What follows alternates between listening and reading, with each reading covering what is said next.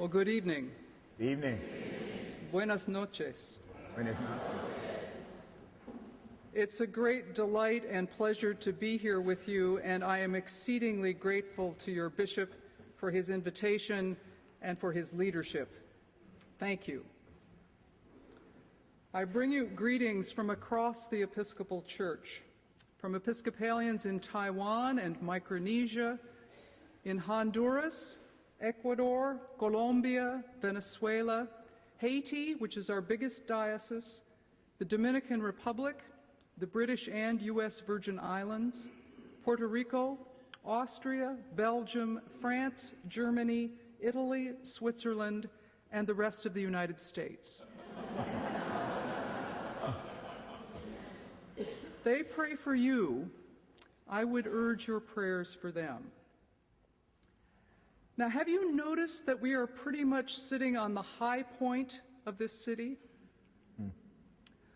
I haven't seen any very big mountains outside these doors, but I know there are at least small mountains in this diocese. Do people in the Piedmont have mountain envy? Oh, yes. Yes, yes. How do North Carolinians feel about mountains? I know that West Virginia claims to be the mountain home that's almost heaven, but Isaiah is challenging God's people to become that mountain. He says, the mountain of the Lord's house will be the highest of all the mountains, and all the nations will come flocking in. Let's go climb that mountain and learn God's ways instead of war. This diocese is invited to be a mountain of peace, a tower of justice, a community raised up to build heaven on earth. Now, in early Israel, there were lots of complaints about people who kept climbing up the local mountains to worship at altars to other gods. When Solomon got his opportunity, he built a temple on the biggest mountain around, Mount Zion, for the God of Abraham, Isaac, and Jacob. Like human beings, through all the ages, some of the Israelites began to assume that God was only present in that house made of human hands, and that worshiping in the Temple of Jerusalem was one of the most important works of their lives. Well, yes and no. It's essential to know who and whose we are, but we don't always have to do it in a temple. We wrestle with that tension. God is with us and within us, among us and all around us, yet we still tend to focus on the holy sites, on the places that have been hallowed by the prayers of people throughout the ages.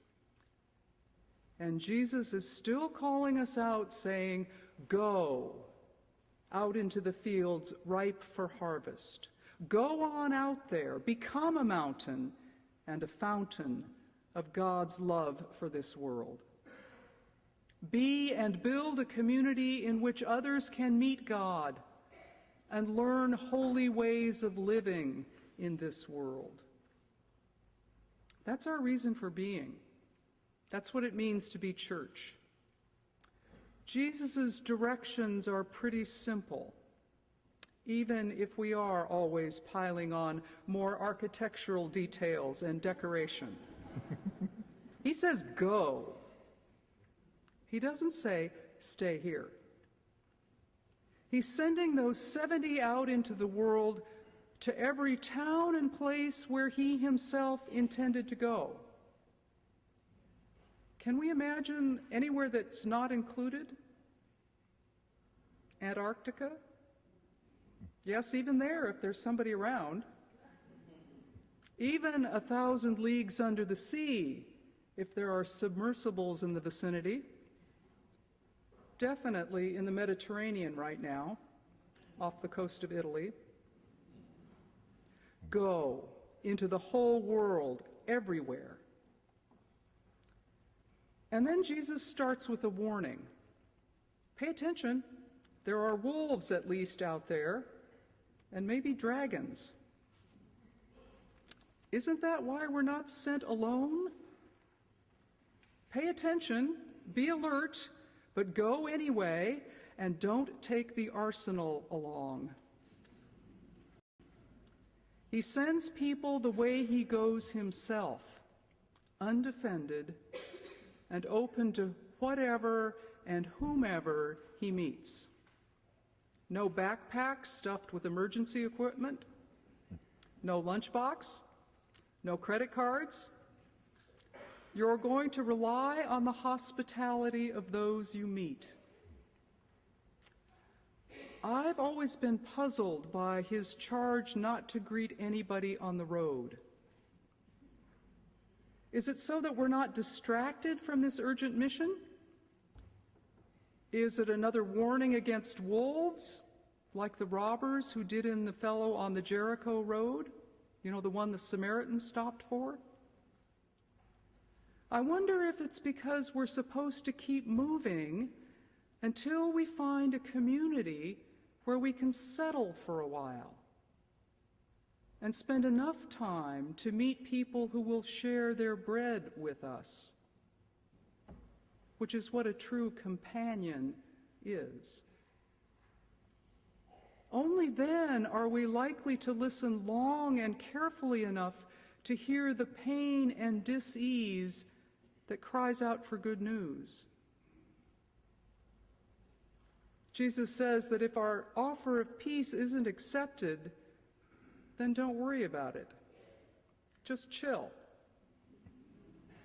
Keep hanging out. Let them feed you, and be thankful.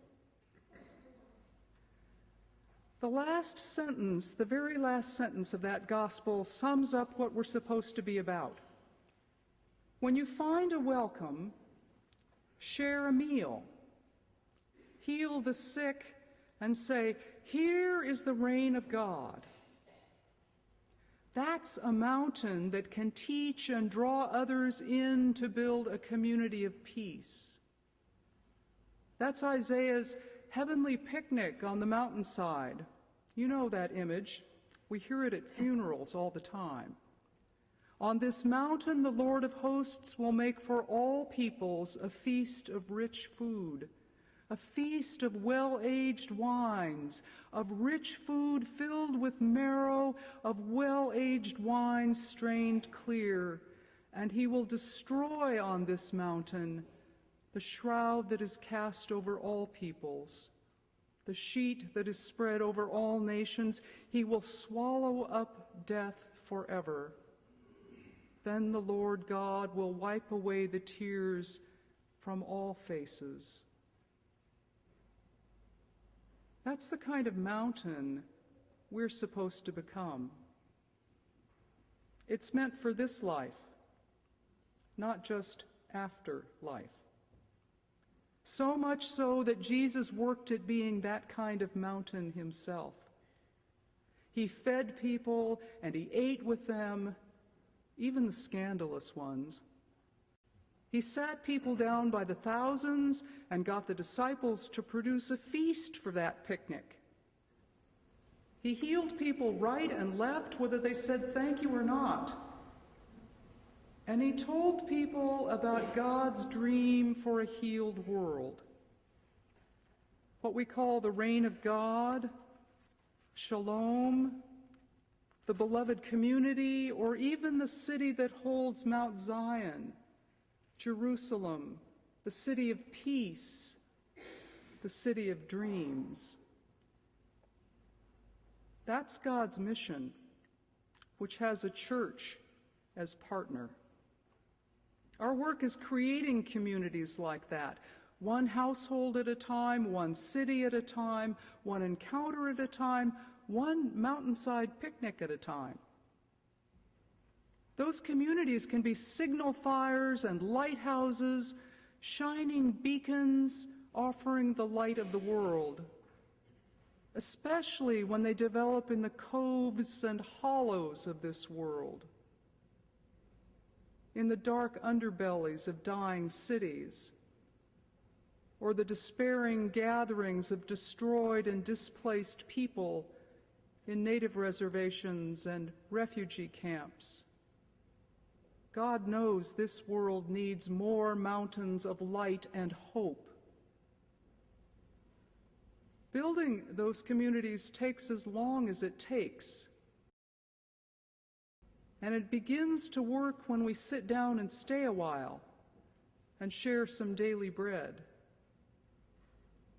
That eating time is about more than a few minutes of taking in calories. It's about having the leisure to explore what's going on with our companions. I think that's why Jesus says, don't stop for fast food or a hi, how are you on the road. Sit down, stay there a while, and spend some holy time hearing your table mates into speech. That's where the healing and the hope come from in human community. That time is a Sabbath rest of recreation. It's about remembering that we are made for relationship with God and other human beings and all that is. So have a picnic. Go to Starbucks and sit. Find a mountainside and start listening to companions and your own heart. What do you dream about? What are your dreams for this town or your city, for your own family, for this part of North Carolina? What dreams do we have for this nation? Where are we being sent? And who's going with us? What are we willing to leave behind in order to travel light and receive hospitality? That's mountain building work, all of it. I can almost hear it. North Carolina, mountain of justice, almost heaven.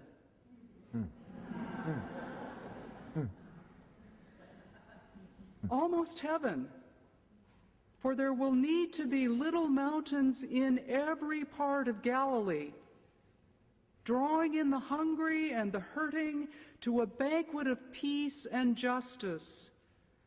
And then the whole earth will rejoice.